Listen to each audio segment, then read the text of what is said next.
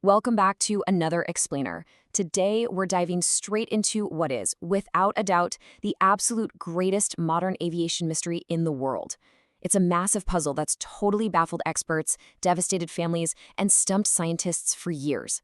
We're looking at the sudden, complete disappearance of Malaysian Airlines Flight MH370. To really explain how something like this happens, we're going to break down the exact ticking clock timeline, the unprecedented science used to track the plane, and the latest technological breakthroughs that might finally give us some real answers. Good night, MAS 370. Hearing those words now, it gives you chills, doesn't it? Our story begins with this completely routine, perfectly normal radio call. These were the final words spoken by 53-year-old Captain Zahari Ahmad Shah, who was a highly experienced senior pilot for Malaysian Airlines. It was 01:19 a.m. The flight was just leaving Malaysian airspace, crossing over into Vietnamese jurisdiction over the South China Sea. Kuala Lumpur air traffic control simply told the plane to contact Ho Chi Minh. The captain's response was standard, calm, and totally professional. But those were literally the last words anyone would ever hear from this flight. And that brings us to the core scientific problem of this entire mystery.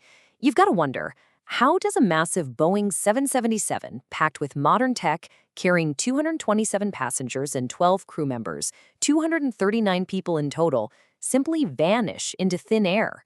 We live in an era where you can track a lost smartphone down to the exact foot, right?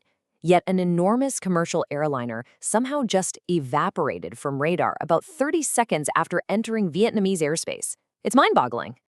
Section 1. The night MH370 vanished. Okay, let's dive into this timeline because the pacing of how quickly this routine trip to Beijing turned into a complete disaster is wild. The flight takes off smoothly at 12:42 a.m. At 1:19 a.m., we have that final, totally normal radio contact. But just 2 minutes later, at 1:21 a.m., the plane suddenly drops right off civilian radar.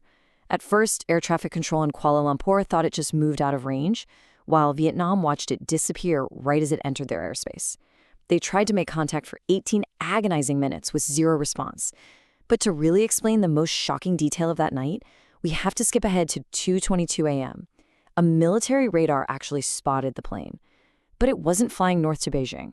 No, it had made a bizarre 180-degree turn, flying backward westward over the Strait of Malacca, heading straight toward the Andaman and Nicobar Islands.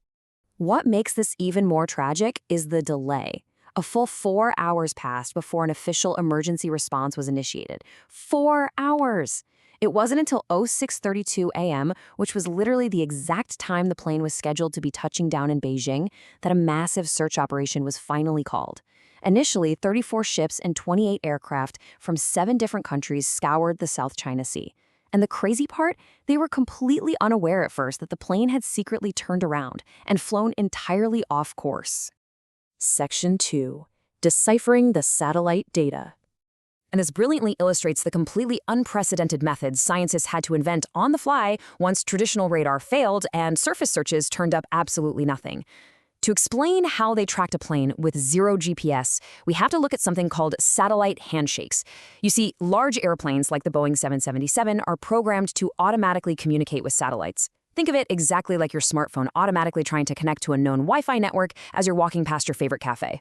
The plane tried to log into a satellite 7 different times after it went dark. Now, it didn't transmit any actual GPS location data. The satellite only knew the plane was trying to connect, and importantly, it recorded the angle of the satellite's antenna when it received that ping. So by measuring those antenna angles across the 7 handshakes, scientists were able to draw vast, giant circles on the globe representing where the plane could possibly be. That final 7th handshake gave them the last known ring of probability. Investigators then ran some seriously complex calculations, combining the plane's known speed, its flight time, and its remaining fuel. And this math pointed them to a very specific, remote slice of that final circle, which we now call the 7th arc. It's a massive, incredibly deep, and largely unexplored region of the ocean, sitting about 2,000 kilometers west of Australia. Because the plane would have eventually run out of fuel and sunk, surface searches were totally called off by April 2014, and the focus shifted deep underwater along this 7th arc.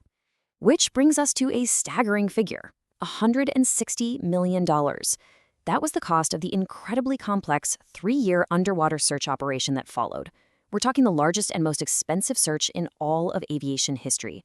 For years, they meticulously mapped and scoured the ocean floor, but ultimately, they found nothing. The official operation was deemed a failure. But, people didn't just give up. In 2018, an American company named Ocean Infinity signed a no-find, no-fee contract with the Malaysian government. They deployed these highly advanced underwater surveillance vehicles to map an ocean floor filled with treacherous underwater volcanoes and sheer cliffs.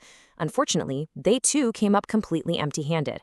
However, we did get one crucial piece of physical evidence prior to this. In July 2015, a piece of a plane's wing, called a flaperon, washed ashore on Reunion Island, way over east of Madagascar. This definitively confirmed what everyone feared. MH370 had in fact crashed into the ocean. Section 3, the 3 leading theories. So the crucial point is, if the plane ended up in the deep ocean, thousands of miles off course, why? What actually happened in that cockpit? Investigators ran intense background checks and came up with a few hypotheses. First is the pilot intent theory. This suggests the captain intentionally disabled communication and crashed the plane. And the arguments for this are admittedly compelling.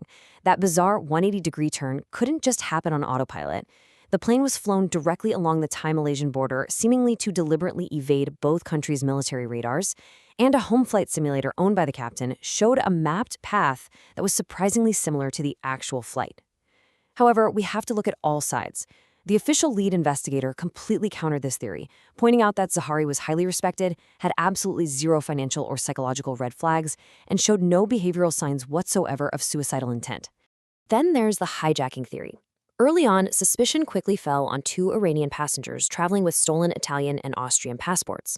Obviously, the initial fear was that this was a terror attack, but when we compare the theory to reality, it kind of just falls apart.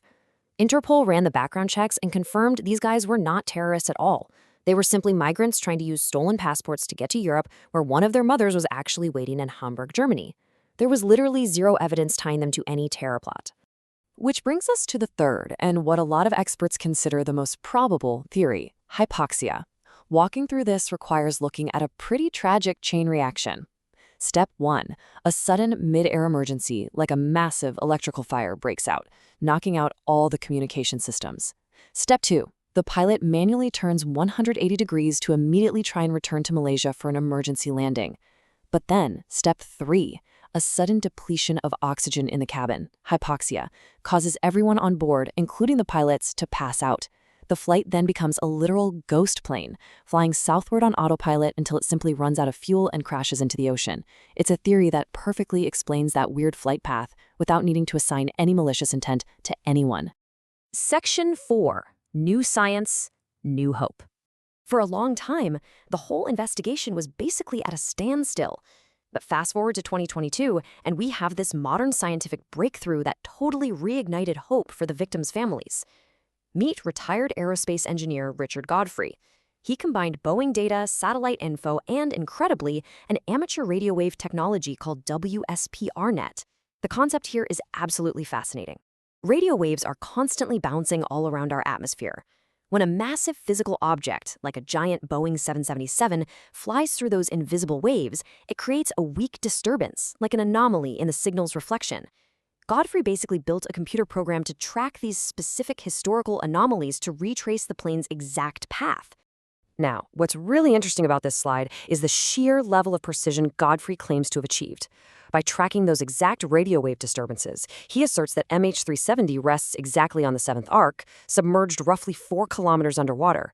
But unlike those impossibly massive search zones from 2014, his calculations shrink the search area down to a highly targeted radius of just 40 nautical miles. Godfrey's incredibly confident, stating that if a new search is focused right on this specific zone, the plane could be found within a single year. And there is actual physical evidence to back up his math. 27. That is the number of confirmed debris pieces from MH370 that have been found over the years on islands like Madagascar and the surrounding coastlines. When independent oceanographers conducted an ocean drift analysis, which is mapping how water currents would naturally carry debris from a crash site, their models aligned perfectly with Richard Godfrey's newly calculated crash site. So you've got the math, the radio waves, and the ocean currents all pointing to the exact same spot in the ocean. So we have to leave you with this final, incredibly provocative thought.